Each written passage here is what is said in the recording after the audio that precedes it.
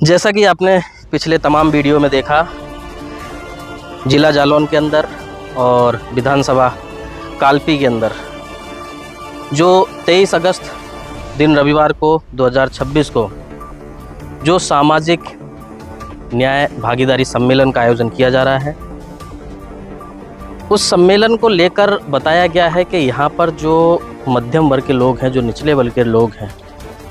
जो अभी भी इस 21वीं सदी में अपने हक अधिकार से वंचित हैं और अभी तक वो लड़ाइयाँ लड़ रहे हैं, लेकिन उसके बावजूद भी उनको वो हक और वो अधिकार आज तक मिला नहीं। जब हम बात करते हैं संविधान की तो याद करते हैं बाबा अंबेडकर को, जिन्होंने लोगों को जीवन जीने के लिए वो सब दिया जो आज के समय में इस पृथ्वी पर ज़रूरी है। कहते हैं लोग कि ईश्वर को किसी ने नहीं देखा, लेकिन वो समाज, वो लोग आज बाबा साहब अंबेडकर को अपना ईश्वर मानते हैं, उनको पूजते हैं। लेकिन उसके बावजूद भी बाबा साहब ने एक शब्द कहा था कि मुझे पूजो मत, मुझे पढ़ो, मैं पढ़ने की चीज़ हूँ। कहते हैं ना कि आपको शेरनी के दूध से ज़्यादा ताकत जो किताबें देंगी वो शायद दुनिया की कोई भी शक्ति नहीं दे सकती। इन सभी चीज़ों को लेकर, आज के समय को लेकर और ख़ास करके परिवर्तन को लेकर और न्याय और अधिकार को लेकर जो कल यानी कि रविवार को 23 अगस्त 2026 को सामाजिक न्याय भागीदारी सम्मेलन होने जा रहा है, उस जगह पर आज मैं मौजूद हूँ जो कालपी एरिया लगता है, और जो स्कूल है वो है माधवराव सिंधिया व्यास इंटर कॉलेज, उसका ये ग्राउंड है। यहाँ पर आज तमाम वलसाड़ ज़िले के पत्रकार भी मौजूद हैं और कांग्रेस नेता राहुल राय प्रजापति यहाँ पर मौजूद हैं। क्या कुछ कहा उन्होंने प्रेस कॉन्फ्रेंस में, कौन कौन अधिकारी आने वाले हैं राष्ट्रीय स्तर से, राज्य स्तर से, जिले स्तर से और शहर स्तर से, क्या क्या किसकी भूमिका रहेगी, हज़ारों की तादाद में यहाँ पर संख्या पहुँचने वाली, इस तरीके का अनुमान भी लगाया गया। अब सबसे बड़ा सवाल यही है कि क्या हक और अधिकार की इस लड़ाई में, इस न्याय की लड़ाई में, क्या उन सभी को वो हक और अधिकार मिलेगा? आइए सुनते हैं राहुल राय प्रजापति से। नमस्कार, मैं राहुल राय प्रजापति, कांग्रेस में ओबीसी विभाग का नेशनल कोऑर्डिनेटर हूं और 220 कालपी विधानसभा से अपनी दावेदारी भी कर रहा हूं। और कल एक हम लोग 23 अगस्त रविवार के दिन यहाँ कालपी के एमएसवी इंटर कॉलेज मैदान में एक सामाजिक न्याय भागीदारी सम्मेलन कराने जा रहे हैं। इस सम्मेलन में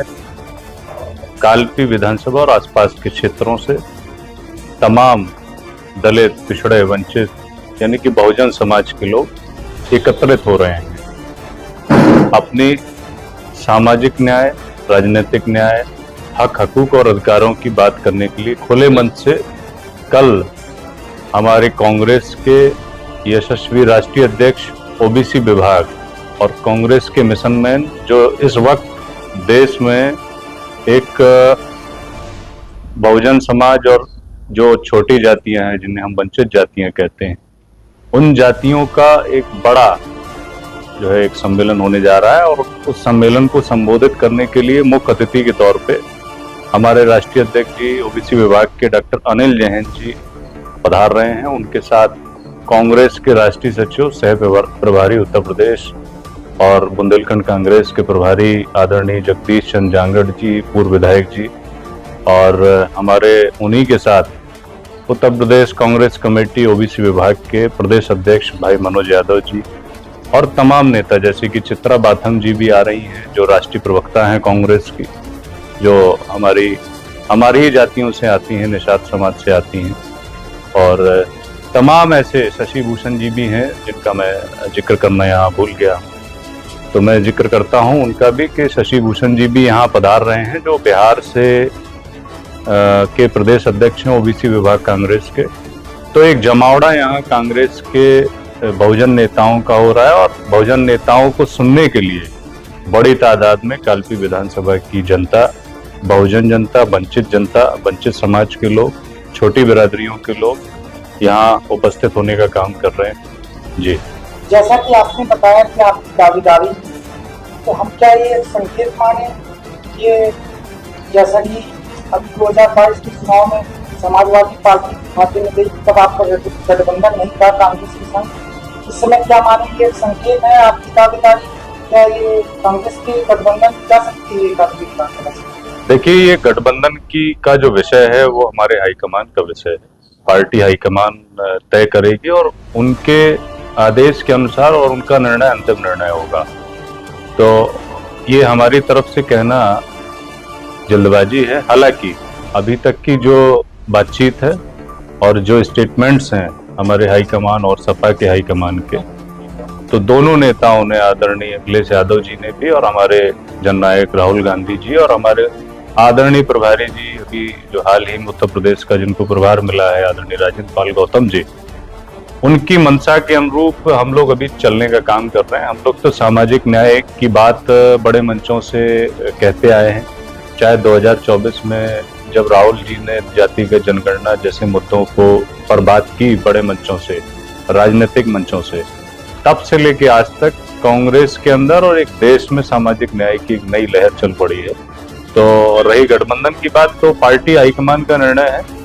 और हम लोगों को तैयारी करना और तैयारी के संबंध में हम लोगों को सक्रिय रहना,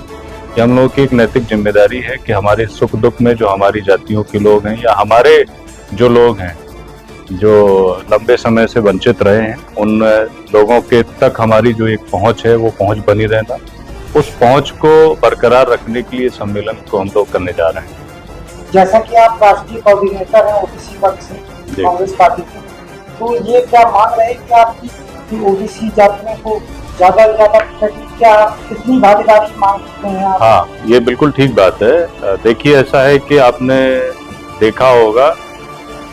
पिछले 2024 के लोकसभा चुनाव में जब राहुल जी ने जातिगत जनगणना की बात की और जितनी आबादी उतने हक की बात की, उस बातचीत के दौरान और ठीक उसके बाद एक ये नया सिलसिला देश में चालू हुआ, एक नए दौर की बातचीत शुरू हुई। कुछ लोगों ने तो ये भी कहा कि राहुल जी इस देश में बाबा साहब और मानवता कांशीराम साहब के बाद जो है एक बड़ा सामाजिक न्याय का ताना बाना बुनने का काम कर रहे हैं, और वो ठीक बात भी है। कुछ मनुवादी लोग, कुछ जो है सामंती मानसिकता के लोग जो नहीं चाहते कि इस देश में जातिगत जनगणना की बात हो, हर समाज के साथ न्याय की बात हो, उन लोगों ने राहुल जी को उस स्टेटमेंट को, जातिगत जनगणना के स्टेटमेंट को, भाजपा ने भी और उनके नेताओं ने भी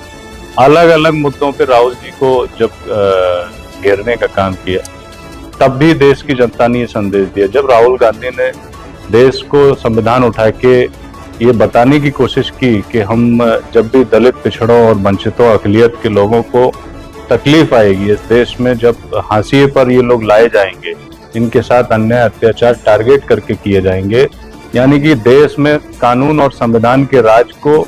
न मानने की कोशिश जब भी शुरू होगी, पीछे के रास्ते से मनुवाद लागू करने की कोशिश जब भी शुरू होगी, तो इस देश में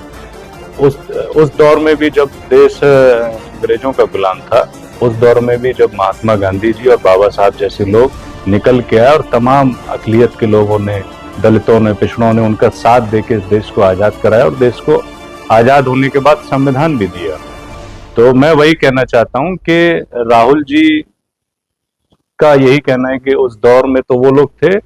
और इस दौर में मैं आपकी लड़ाई संविधान के जरिए लड़ूंगा। संविधान का जो ताना बाना है, जिसके तहत जो तमाम वंचित जातियां हैं, छोटी जातियां हैं, सुरक्षित महसूस करती हैं, उस सुरक्षा को देने का काम हम लोगों का है। हम लोगों को संविधान की सुरक्षा देने का काम। कल का ये कार्यक्रम है आपका सामाजिक न्याय सम्मेलन, आप आम जनमानस को जो विधानसभा की है, हमारे माध्यम से क्या संदेश देना चाहिए? देखिए, हम तो ये कार्यक्रम कराने जा रहे हैं और इस कार्यक्रम के माध्यम से इस क्षेत्र की जनता को, देवतुल्य जो जनता है, हमारे बहुजन समाज के लोग हैं, उन सभी से मैं ये निवेदन करना चाहता हूं कि आप सभी कल 23 अगस्त दिन रविवार को एमएसवी इंटर कॉलेज मैदान में सामाजिक न्याय भागीदारी सम्मेलन में पहुंचने का काम करिए। आपकी उपस्थिति से ही हम सभी छोटी और बड़ी जातियां जो है बहुजन समाज की, वो मजबूती उनको मिलने जा रही है। जैसा कि आप राष्ट्रीय कोऑर्डिनेटर हैं कांग्रेस पार्टी के, और अभी ट्रेंड में जैन जी और जैन अल्फा यानी युवा वर्ग ज्यादा मतलब उनको ज्यादा तवज्जो मिल रही है, तो आपको क्या लगता है युवाओं को मौका मिलना चाहिए आने वाले विधानसभा चुनाव में? बिल्कुल मिलना चाहिए। राहुल जी ने तो कांग्रेस के अंदर ये एक पैटर्न बना रखा है और उनका कहना भी है कि जो हमारी पुरानी पीढ़ी है, जो हमारे हमसे पुरानी पीढ़ी यानी कि जैन जी जिसको हम लोग कहते हैं, वो आज की नई पीढ़ी हो गई। ठीक है, तो राहुल जी ने ये अपने पार्टी संगठन में भी और पार्टी संगठन के साथ टिकटों में भी ये स्पष्ट तौर पे उन्होंने कहा है, हमारी पार्टी में भी ये बात लागू होती आ रही है बड़े लंबे समय से, कि नए लोगों को मौका मिलना चाहिए, नए और जुझारू लोगों को मौका मिलना चाहिए। तो इसी बाबत, और जो पुराने लोग हैं जिनका एक लंबा अनुभव है राजनीति में, सियासत में, देश की सियासत में और क्षेत्रों की सियासत में, उन सभी लोगों को एकजुट होकर नए लोगों का मार्गदर्शन करना चाहिए, उनका हाथ पकड़ के उनको बताना चाहिए, रास्ता दिखाना चाहिए। ये मैं गुजारिश करता हूँ और यही हमारी पार्टी की भी मानसिकता, ये हम लोगों की भी सोच है। जी आपको शुभकामनाएं। बहुत बहुत धन्यवाद।